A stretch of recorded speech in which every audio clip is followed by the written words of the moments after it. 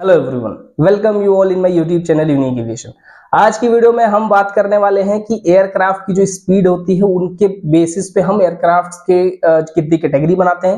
वो total 4 categories हैं। वो कैटेगरी कौन कौन सी है ये भी देखेंगे और इसका हमारे सिविल एविएशन जो एयरक्राफ्ट है, क्योंकि हम जो पूरी पढ़ाई कर रहे हैं वो सिविल एविएशन की कर रहे हैं, तो सिविल एविएशन किस कैटेगरी में फिट बैठता है और सिविल एविएशन में जो एयरक्राफ्ट हैं उनके लिए पूरे स्पीड रेंजेस को जानना क्यों जरूरी है और इसमें साउंड की स्पीड का क्या इंपॉर्टेंस है, ये 4-5 चीजें आज की वीडियो में हम देखने वाले हैं। ठीक है, तो सबसे पहले मैं आपको बताता हूं कि जितने भी सिविल एयरक्राफ्ट हैं उन सभी को हम लो स्पीड फ्लाइट्स के अंदर कंसीडर करते हैं। इनको हम हाई स्पीड फ्लाइट्स के अंदर कंसीडर नहीं करते हैं, क्योंकि हाई स्पीड फ्लाइट का मतलब होता है कि जो एयरक्राफ्ट या फिर जो भी कोई ऑब्जेक्ट है, जैसे कि कोई मिसाइल हो गई, जैसे कि कोई मिलिट्री एयरक्राफ्ट हो गया, यानी जो साउंड की स्पीड से 2-4 गुना ज्यादा तेज चलता हो, उसको हम हाई स्पीड के फ्लाइट के कैटेगरी में रखते हैं। और जितने भी सिविल एविएशन के एयरक्राफ्ट हैं, यानी जिसमें पैसेंजर्स ट्रैवल करते हैं, जनरली एक कॉनकॉर्ड को छोड़ दीजिए जिसको बंद हुए काफी दिन हो गए, वही एक इकलौता ऐसा पैसेंजर एयरक्राफ्ट था जो सुपरसोनिक था। बाकी सारे के सारे जितने भी हमारे कैटेगरी के एयरक्राफ्ट आते हैं, सिविल कैटेगरी के एयरक्राफ्ट,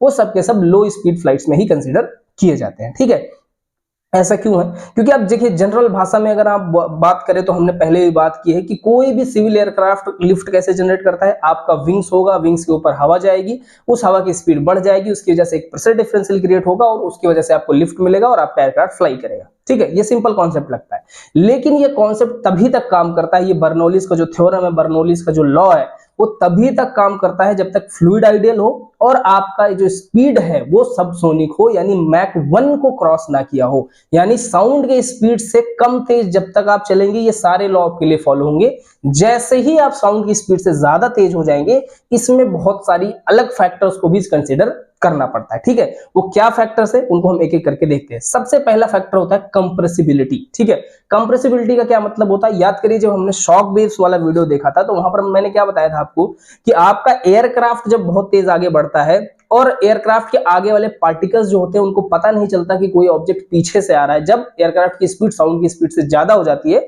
तो सामने पाइल अप होना चालू हो जाते हैं, यानी बहुत सारे लेयर्स जो है एक साथ इकट्ठा हो जाते हैं और उस पूरी इकट्ठा हुई चीजों को हम क्या बोलते हैं? शॉक वेव बोलते हैं, जो एयरक्राफ्ट को बहुत ज्यादा ड्रैग क्रिएट करता है और एयरक्राफ्ट को आगे नहीं जाने देता। ठीक है, तो ये सारी चीजें कब आती हैं? जब आपके एयरक्राफ्ट की स्पीड या एयरक्राफ्ट पर फ्लो होने वाले एयर की स्पीड। ठीक है, ये मैं क्यों बोल रहा हूं, ये बोलना बहुत जरूरी है, क्योंकि आपने अगर विंग वाला पूरा लिफ्ट वाला चैप्टर देखा होगा तो उसमें हमने पढ़ाया था, जब विंग के ऊपर एयर जाता है ना तो उसकी स्पीड बढ़ जाती है, उसकी वजह से ही प्रेशर डिफरेंशियल क्रिएट होता है।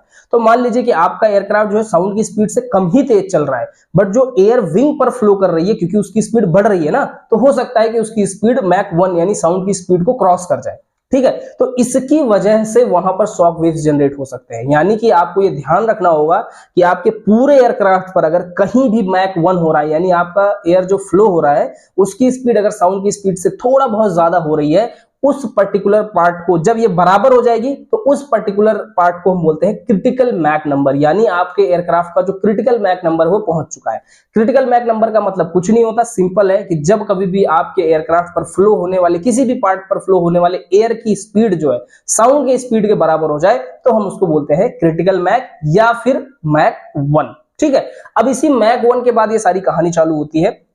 जैसा मैंने एक्सप्लेन किया कि कंप्रेसिबिलिटी होना चालू हो जाता है, यानी जो एयर आपके विंग्स के ऊपर फ्लो हो रहा है वो कंपाइल होना चालू कर देता है, एक साथ ऐसे इकट्ठा होना चालू कर देता है, जिसकी वजह से शॉक वेव्स जनरेट होना स्टार्ट हो जाते हैं। इसकी वजह से क्या होता है? तो जब शॉक वेव्स जनरेट होने लगते हैं तो ड्रैग बहुत ज्यादा बढ़ जाता है, आपका जो विंग है वो फ्लटरिंग करने लगता है, बुफेटिंग करने लगता है, जो लोड और ट्रिम कंडीशंस हैं वो काफी ज्यादा इफेक्ट हो जाते हैं। तो इसलिए जो सिविल एयरक्राफ्ट डिजाइन किए जाते हैं उनको डिजाइन करते समय इस बात का पूरा ध्यान रखा जाता है कि आपके एयरक्राफ्ट के किसी भी पार्ट के ऊपर शॉक वेव्स का जनरेशन ना हो, यानी जो आपके एयरक्राफ्ट की स्पीड है, एयरक्राफ्ट पर फ्लो होने वाले एयर की स्पीड है, वो कभी भी साउंड के स्पीड के बराबर ना हो, और अगर बराबर हो भी जाए तो उससे ज्यादा तो बिल्कुल भी ना होने पाए। इस बात का पूरा ध्यान रखा जाता है। अब इसी साउंड के स्पीड के बेसिस पे हम एयरक्राफ्ट को 4 कैटेगरीज में डिवाइड करते हैं। ठीक है, वो 4 कैटेगरीज क्या क्या है उसको जानने से पहले मैं एक छोटी सी बात आपको बताता हूं।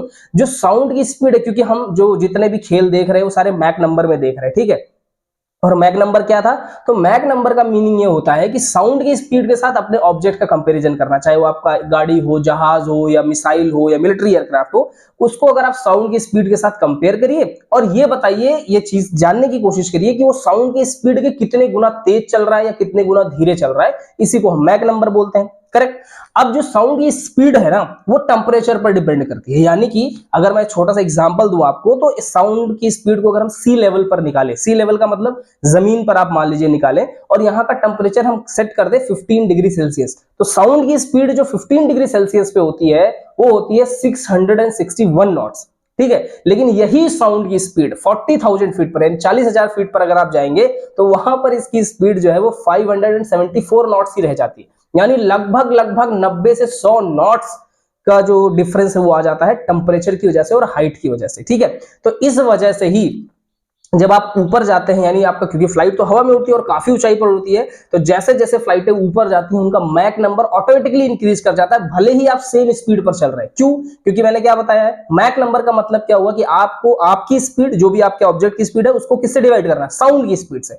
अब जब साउंड की स्पीड ही कम हो गई तो आप अपनी स्पीड ना भी कम करो तो भी क्या होगा, आपका मैक नंबर बढ़ जाएगा। ठीक है, तो ये कॉन्सेप्ट जो है वो काम करता है, और इस वजह से जो हाई स्पीड एयरक्राफ्ट होते हैं, जो बहुत बड़े एयरक्राफ्ट होते हैं, जो बहुत जोर से उड़ते हैं, जैसे मिलिट्री एयरक्राफ्ट या फिर मिसाइल्स, उनके लिए एक अलग प्रकार का जो है एरोडायनेमिक्स की जरूरत पड़ती है। ठीक है, तो हम किन 4 कैटेगरीज में डिवाइड करते हैं वो पहले बता देता हूं आपको। 4 कैटेगरीज है। जो पहली कैटेगरी है वो है सबसोनिक फ्लाइट। सबसोनिक फ्लाइट का मतलब वो एयरक्राफ्ट जिनकी स्पीड 0.75 मैक से नीचे हो, उनको हम बोलते हैं सबसोनिक। इसमें जितने भी आपके छोटे पैसेंजर एयरक्राफ्ट आते हैं, हेलीकॉप्टर्स आते हैं, वो सारे के सारे इसी कैटेगरी में आते हैं। ठीक है, दूसरा जो है आपका 0.75 मैक से लेके 1.2 मैक का जितना भी स्पीड का एयरक्राफ्ट होता है उसको हम बोलते हैं ट्रांससोनिक, यानी कि अभी सुपरसोनिक तो ऊपर हो गया है, सॉरी सबसोनिक से तो ऊपर हो गया, बट अभी सुपरसोनिक नहीं पहुंचा है। ठीक है, ऐसे कैटेगरी ऑफ एयरक्राफ्ट को हम बोलते हैं ट्रांससोनिक, और इसमें आपके जितने भी मॉडर्न सिविल एयरक्राफ्ट आते हैं वो सारे आते हैं, और कुछ मिलिट्री एयरक्राफ्ट इसमें शामिल है।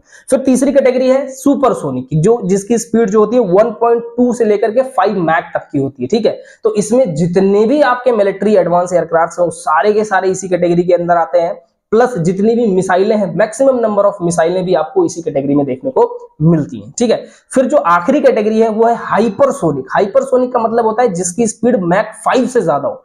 मैक 5 से ज्यादा होने का मतलब ये आप समझ के देखिए कि आपका जो ऑब्जेक्ट है वो साउंड की स्पीड से 5 गुना ज्यादा तेज उड़ रहा हो या उससे ज्यादा तेज उड़ रहा हो, तब हम हाइपरसोनिक की कैटेगरी में आते हैं। और अभी भी हाइपरसोनिक की कैटेगरी में बहुत ही कम मिसाइलें आती हैं। ठीक है, एयरक्राफ्ट तो सवाल ही नहीं है, मिसाइलें हैं कुछ ऐसी 1-2 ही मिसाइलें हैं जो हाइपरसोनिक की कैटेगरी में आते हैं, सारी मिसाइलें भी हाइपरसोनिक की कैटेगरी में नहीं आते हैं। ठीक है, तो ये इंपॉर्टेंस है आपकी स्पीड रेंजेस की, और इन सारी चीजों का हमारे एयरक्राफ्ट पर क्या इफेक्ट पड़ता है, तो इन सारी चीजों का जो डिजाइनिंग पे इफेक्ट पड़ता है, एरोडायनेमिक्स पे इफेक्ट पड़ता है, उनके डिजाइन, शेप, साइज, उनकी लिफ्ट जनरेटिंग कैटेगरी कैपेबिलिटी, ठीक है, उनके जो कंट्रोल होने के लिए अलग अलग प्रकार की जो डिवाइसेस लगाई जाती है उनकी कैटेगरी, प्लस आपके स्ट्रक्चर की क्वालिटी, आपके एयरक्राफ्ट का साइज, ये सारी चीजों में इफेक्ट पड़ता है। ठीक है, इसी वजह से ये सारी चीजें जानना बहुत जरूरी है, और सिविल एयरक्राफ्ट को इन कैटेगरीज में, यानी हाई स्पीड कैटेगरीज में नहीं रखा जाता है, क्योंकि वहां पर अलग अलग फैक्टर जैसे कि स्ट्रक्चरल लिमिटेशंस आ जाते हैं, आप बड़े एयरक्राफ्ट नहीं बना सकते,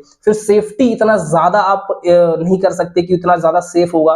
ठीक है, तो ये सारी चीजों को कंसीडर करते हुए जो आपके मोस्ट मॉडर्न एयरक्राफ्ट है उनको हम ट्रांससोनिक कैटेगरी में बनाते हैं, और ये कोशिश करते हैं कि आपके एयरक्राफ्ट के ऊपर जो स्पीड है एयर की वो कभी भी मैक 1 को क्रॉस ना करने पाए। क्यों? क्योंकि वहां पर ड्रैग बहुत ज्यादा होगा तो ऑब्वियसली तेल ज्यादा खर्चा होगा, वहां पर स्ट्रक्चर लिमिटेशंस आएंगे तो भी कंपनी का नुकसान होगा, और बाकी सेफ्टी प्रिकॉशंस वगैरह तो है ही है। ठीक है, तो इन सारी वजहों से जो हमारे सिविल एयरक्राफ्ट होते हैं हमेशा वो ट्रांससोनिक कैटेगरी में ही फ्लाई करते हैं। ठीक है, तो इस वीडियो में इतना ही, अगली चीजें हम नेक्स्ट वीडियो में देखेंगे। तब तक के लिए अगर आप ये वीडियो पसंद कर रहे हो, आपको पसंद आई हो, तो आप प्लीज वीडियो को लाइक कर दीजिए, औरों के साथ शेयर कर दीजिए ताकि उनको भी नॉलेज मिल सके, और अगर आप चैनल पर पहली बार आए हैं तो चैनल को सब्सक्राइब भी जरूर कर लीजिए।